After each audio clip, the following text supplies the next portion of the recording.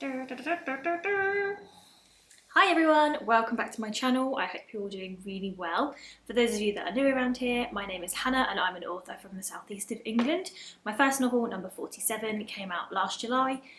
It is a thriller and it's available on Amazon, so I'll leave the links in the description below and please do check it out if that's something that might interest you. This week's video feels a bit weird to record it, to be honest. So we're all in isolation at the minute in the UK. We're meant to be, those that are following the rules. We are in lockdown. It's day one. Though we have been working from home for like the last just over a week anyway, so there's not really any change, to be totally honest. And we're quite used to working from home and doing stuff in the flat, so not a massive change for introverts and such as us. However, given all the new free time we have, I thought I would go through some of my to be read and work out what order to read them in, maybe? Well, at least what one to read first, I don't know. So I watched a video on what Victoria read's channel not so long ago, where she read the first chapter of four ARC books that she'd received, and then used that to work out what one to read first. And she basically had a little rating system. I'm essentially just nabbing that format. I'm sure other author tubers have done it before, but what Victoria Red's channel is one that I watch a lot, so yeah, just nicked it from her essentially. So the books that I have and the books I'm going to read a chapter of are I've got My Lovely Wife by Samantha Downing, which is obviously a thriller. I have Crushed by Kate Hamer, Blood Orange by Harriet Trice. I've seen this everywhere. I've seen this one everywhere as well. The Seven Deaths of Evelyn Hardcastle by Stuart Turton. And then a couple of topical ones. So these are Dan's really, but I'll probably read them before he does. This is Ashley Bell by Dean Koontz. The Girl Who Said No to Death, quite clearly a thriller. And The Silent Corner, which is also by Dean Koontz. So I picked those up, given that Dean Koontz apparently managed to predict all of his coronavirus hoo-ha. So thanks, Dean. Thanks for the warning. So I'm going to read a chapter of each of these and then work out which ones to read first. So the first one I'm going to read is The Seven Deaths of Evelyn Hardcastle. I've seen this everywhere. It is, from what I can tell, a bit Agatha Christie, a little bit sort of crimey murder mystery sort of style. I like the Gatsby kind of cover. So yeah, I'm gonna get reading this one. Alright, so I really enjoyed this. I think I'm gonna try and rate these out of 5. Obviously I've only read a chapter, so it's a bit early to really rate them, but I'm gonna do it anyway. I will probably give this a 4. Feels fair. I'm definitely intrigued by the concept. At the beginning there's this really cool like invitation, which I think was a really nice way of setting the scene. I love like the Art Deco details. It makes it feel really kind of Gatsby. And I think, how would I best describe how I'm feeling about this? This feels like it's going to be a mixture, like a cross between Agatha Christie and Happy Death Day, if anyone's seen that, or Groundhog Day, something similar.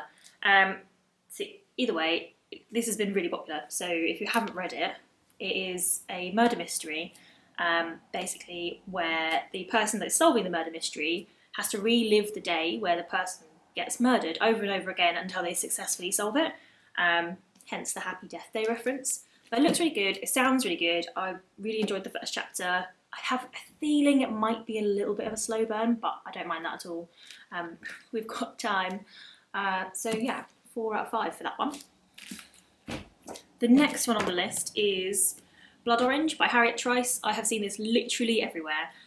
This is another one that has been recommended to me so many times. So many people have read it. It's on lots of reading lists and book club recommendations and stuff. So yeah, let's give this one a go.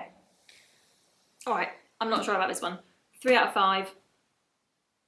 Kind of getting bored by the end of the first chapter already, which is a really bad sign. And this always happens when people recommend me thrillers. When I get recommended, like really highly recommended a thriller, and this thing has been literally everywhere, I don't like it.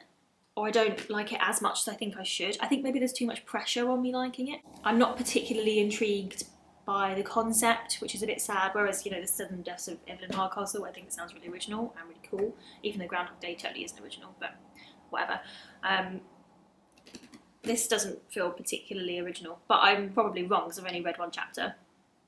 And this does always seem to happen when people really highly recommend me thrillers. I don't seem to enjoy them as much as they do, so like the Harold Shari Lapina stuff again, everyone was absolutely raving about that and they really enjoyed it, and then I read it and just didn't connect with it at all, so I'm slightly concerned that that's going to happen again with Blood Orange, but I will give it more of a go. I think it's quite slow, maybe. We'll see. Okay, so far, 4 out of 5, 3 out of 5, and this one is definitely above Blood Orange. Next book. Next one is Crushed by Kate Hamer. The first book I read of hers was Doll Funeral. That's terrible, but I can't remember the name of the book. I'm pretty sure that's what it's called. Oh yeah, The Doll Funeral. It is called that. It's on my shelf. It's probably one of my favourite books, maybe ever. I really, really like Kate Hamer's writing style. It's kind of lyrical and a bit poetic, and I just find it quite mesmerising, and I just really enjoy reading her writing. So I was hooked with this immediately, even though I do think it's going to be a slow burn, because I know her last two were kind of builders rather than like immediately gripping you, but that's fine, because I really like the style of writing. But this is cool. I think 4 out of 5 for this one for sure. It's just intriguing. I think that's the main thing I like about Kate Hamer's stuff, is she always leads with the character, and the character's always quite intriguing. The character's never quite what you imagine they are. So yeah, 4 out of 5 for that one. It's kind of on par with the Seven Deaths of Evelyn Hardcastle, so we will see. The next one I have is very topical. Ashley Bell by Dean Koontz. Bit of a tome. I'm going to go read the first chapter. Alright, this might not be what I was expecting actually. Dean Koontz's writing style is a lot more kind of floral than I imagined it would be. I kind of thought he would be a little bit maybe Lee Childy, like straight to the point. No niceties, just storyline. And I don't think this is going to be like that. I mean, having only read one chapter, it's hard to say, and it's the only chapter of Dean Koontz's stuff I've ever read. So yeah, kind of hard to say one way or the other. But I definitely get the idea that this is going to have some kind of supernatural stuff going on. I might be way off the mark, I don't know. But I'm definitely intrigued by it.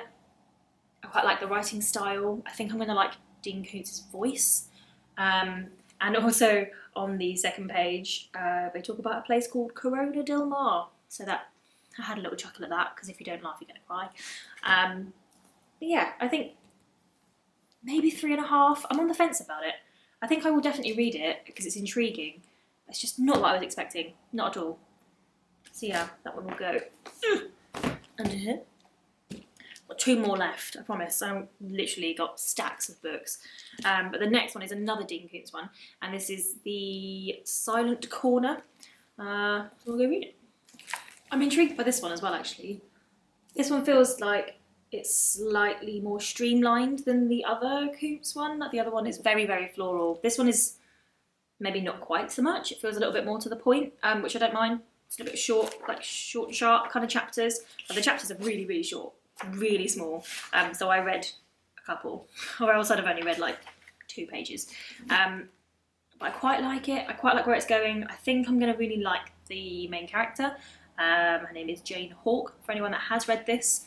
I think I would prefer this one to the Ashley Bell one, maybe a bit more gripping, but both of them feel a bit like they might be slow burners, which is fine. Yeah, I think the concept of this one might be a bit more exciting, maybe, though it doesn't sound like it's got the kind of supernatural elements in, the same as Ashley Bell, but again, I might be wrong. I don't know. I think I'm more intrigued by this one. So this one's going to go above it, for sure. And the last one I have to read,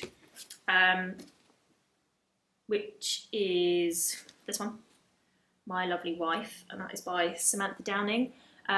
This one Dan's mum lent to me. I think she got it on holiday at the airport or something. I've never heard of Samantha Downing. I've never heard of this book actually.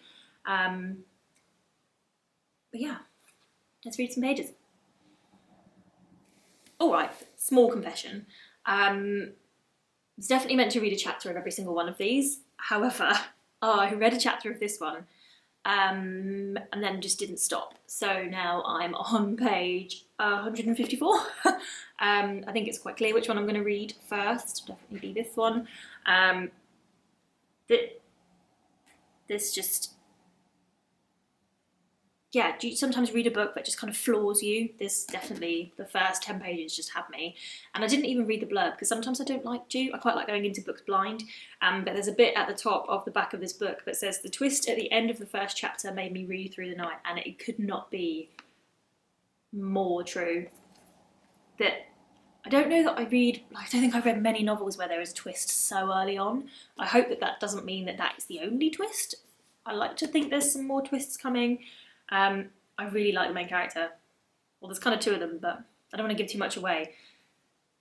Yeah, this one for sure is 4.5 maybe out of 5.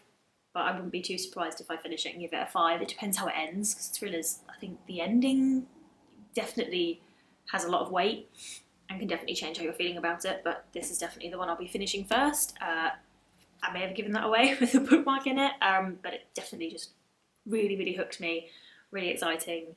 I think I'll be finishing this and then finding out if Samantha Downing has any other novels, because I've never heard of her, and I don't know why I've never heard of her, because this is really good.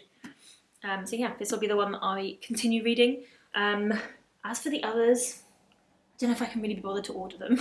I normally choose stuff to read off like the back of how I'm feeling, so I'll probably go maybe that there. So I'll go for Kate Hamer's Crushed, then The 7 Deaths of Evelyn Hardcastle, then The Silent Corner, then Ashley Bell, and then if I run out of every other book in the flat, maybe I'll read Blood Orange. I'm not sure. I'm really not sure on Blood Orange, but maybe I'll give it a go. Maybe I'm wrong. Have any of you read Blood Orange? Let me know. Any really big thriller fans out there? Maybe I'm missing something, or maybe I just need to give it more than like 15 pages. Who knows? But I'm going to go and crack on with this. And this is my little isolation set up on my little chair with my books. I'm just not going to move for 3 weeks.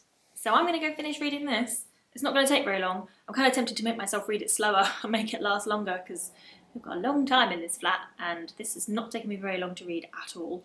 So yeah, I hope you enjoyed this video. If you did, please do give it a thumbs up and be sure to subscribe to my channel. Also hit the bell icon so you get notified of every time I upload. Cool. I will see you next time.